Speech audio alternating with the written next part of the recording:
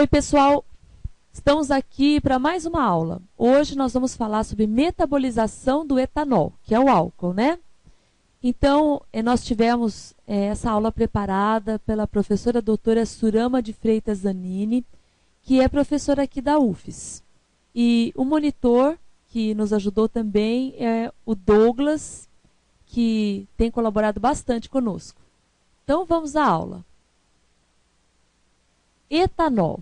Então, o etanol também é chamado de álcool etílico ou simplesmente de álcool. E é obtido da fermentação de açúcares, como ocorre, por exemplo, com a sacarose da cana-de-açúcar na produção da cachaça, com a destrose presente nas uvas, na produção do vinho, assim como da fermentação das substâncias amiláceas dos cereais, como, por exemplo, da cevada, na produção da cerveja. Este composto é uma molécula orgânica constituída de um único grupo hidroxila e uma cadeia alifática curta de 2 carbonos. Com essa fórmula, CH3CH2OH. Então, aqui, CH3CH2OH, tá bom? Então, aqui nós temos a cadeia alifática, formada por esses 2 carbonos junto com os hidrogênios, e o grupo hidroxila, que é o OH, tá? E há uma diversidade de bebidas alcoólicas com suas quantidades diferentes de álcool etílico e sua composição. Por exemplo, em porcentagem. Qual que é a porcentagem de álcool na cerveja? Teor de 5%. Cerveja light, 3,5%. Do vinho, pode chegar a 12%. Agora, algumas bebidas, que são as destiladas, uísque, vodka e cachaça, pode chegar a um teor de 40% do teor etílico na composição da bebida. E qual é o efeito da bebida alcoólica? Então, as bebidas alcoólicas têm sido utilizadas para a redução da ansiedade e promoção do maior contato social, porque essa substância ativa etanol, ela pode causar euforia e desinibição para algumas pessoas. E para outras até ela pode causar agressividade, né? Então ela pode ser usada, por exemplo, para promoção de maior contato social, redução da ansiedade, etc. As substâncias ativas, a substância ativa da bebida alcoólica, o etanol, produz inicialmente um estado então, de euforia e desinibição, seguindo-se um efeito depressivo. Em seguida, né, depois que passou aquele efeito primeiro do álcool, acontece esse efeito depressivo. Então, porque, na verdade, acontece um efeito depressivo sobre o sistema nervoso central. E o grau de depressão reduzida está diretamente relacionada à quantidade ingerida, tá? Então, é esse ciclo aqui, né?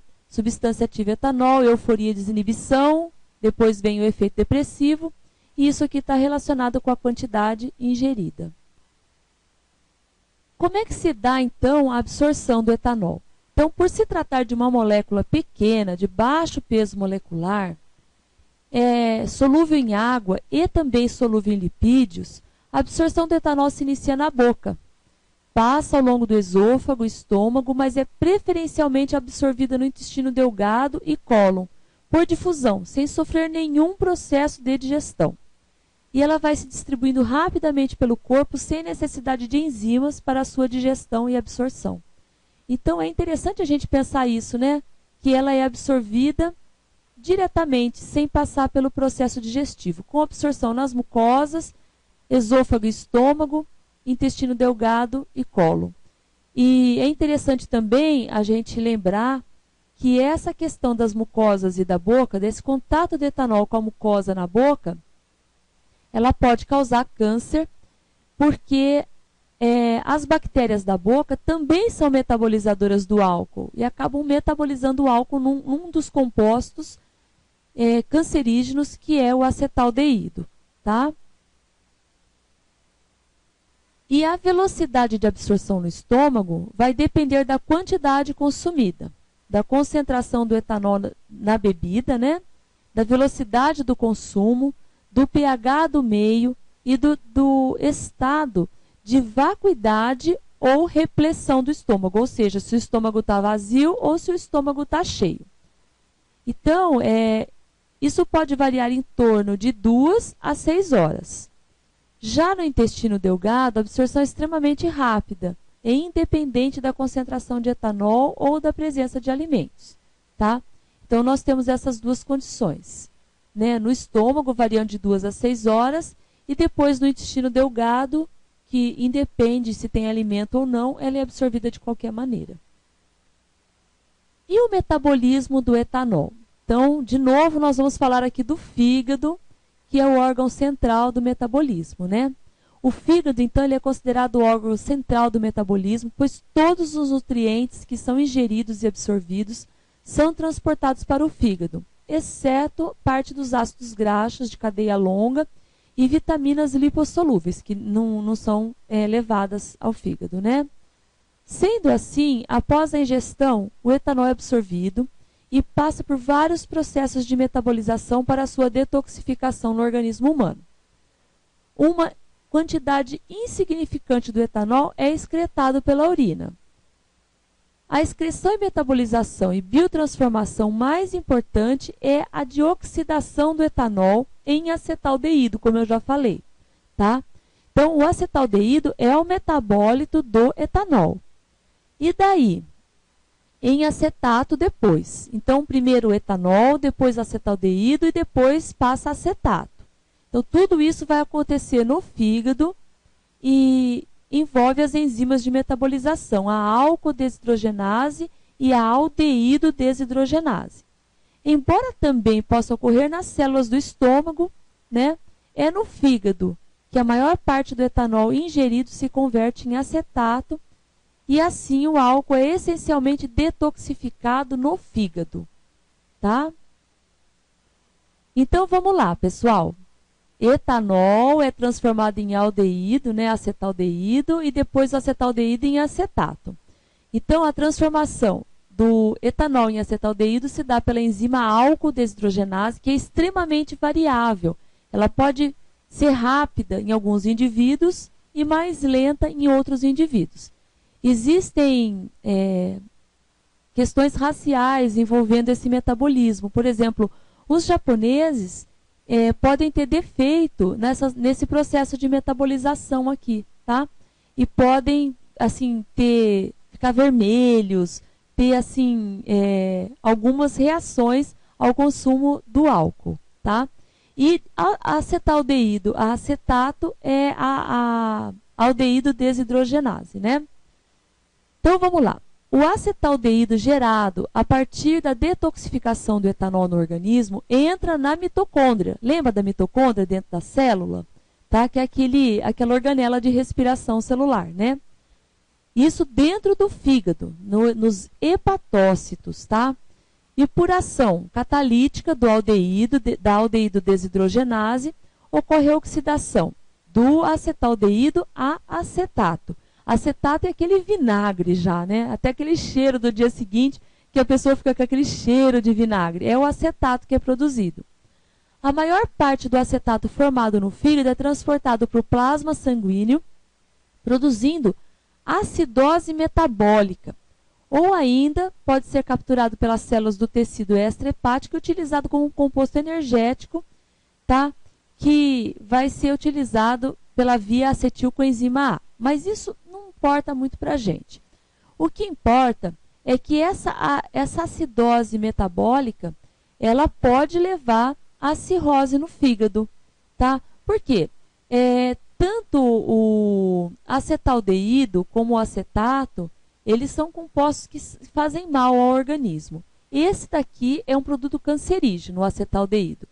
Então, ele vai conduzir uma resposta inflamatória que pode progredir para causar uma lesão hepática dentro do fígado. Então, aqui nessa figura a gente pode ver, né, um fígado normal e um fígado doente, que foi extremamente agredido pela questão do consumo do álcool. Então, pessoal, nós estamos trazendo alguns termos diferentes, estamos falando de algumas vias, né, acetilcoenzima A e de metabolismo, né, do álcool. vocês não precisam se preocupar com esses termos, mas é importante a gente também dar uma aprofundada para conhecer um pouquinho mais, porque não vão ser mais assim termos novos para vocês, tá bom? Não vai ser cobrado isso em prova, nada disso, mas é importante vocês conhecerem. E quais são os efeitos metabólicos do álcool no organismo? Então, eu coloquei aqui dois: desnutrição primária e desnutrição secundária. Então, o álcool ele pode ser causa tanto de desnutrição primária, pela redução da ingestão de nutrientes, porque o indivíduo que bebe, ele se sente saciado, ele não sente fome, porque na verdade ele está consumindo uma fonte de energia, mas não está consumindo fonte de nutrientes, né? Não tem vitaminas, não tem proteínas, não tem nada ali de bom no álcool, mas ele é uma fonte de energia, tanto é que o álcool pode engordar.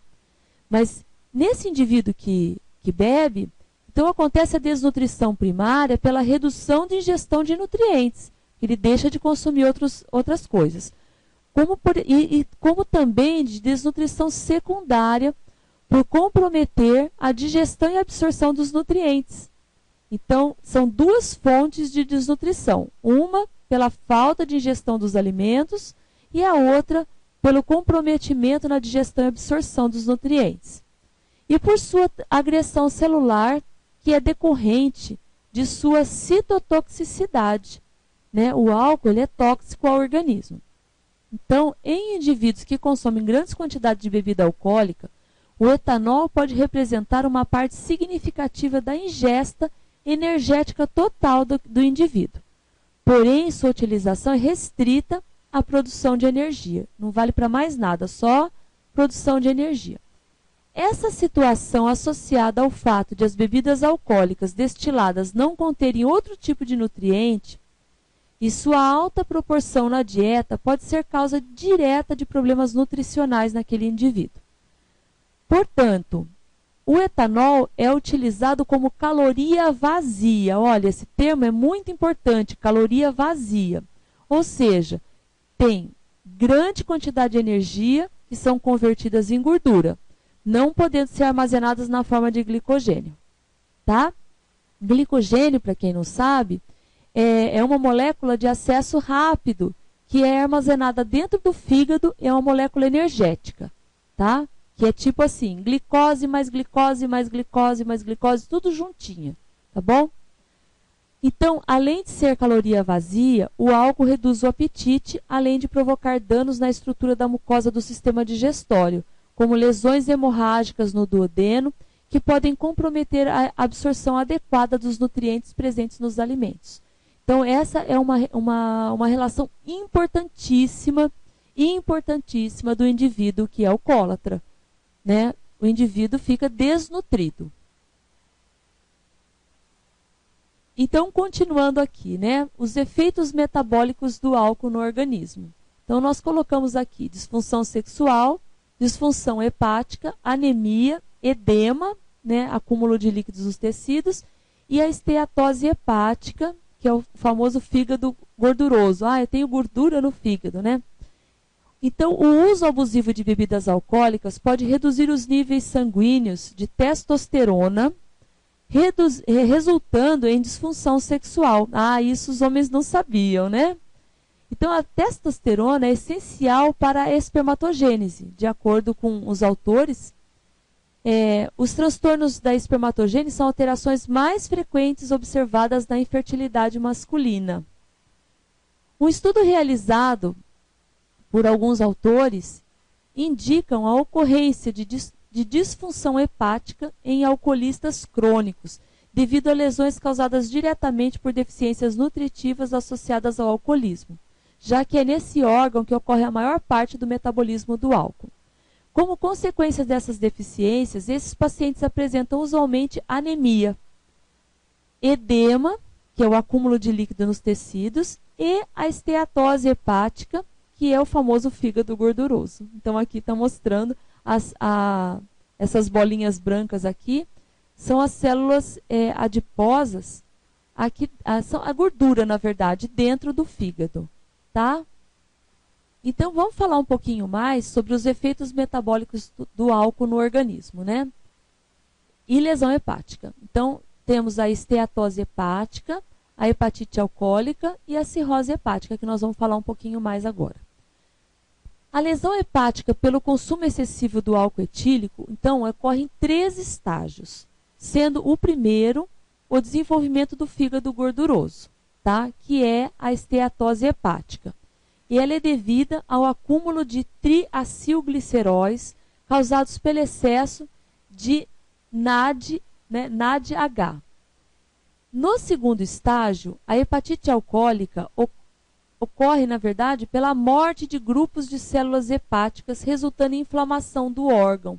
Então, o fígado já está sofrendo pela esteatose e ainda vai acontecer morte celular, resultado da inflamação do órgão.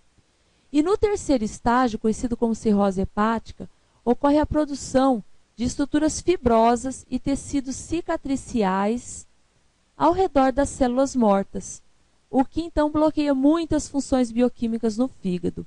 Só lembrando que o fígado é um órgão essencial para o corpo. A gente não imagina como ele é importante, né? Uma dessas funções ruins, né, do fígado é a incapacidade do fígado em transformar a amônia em ureia.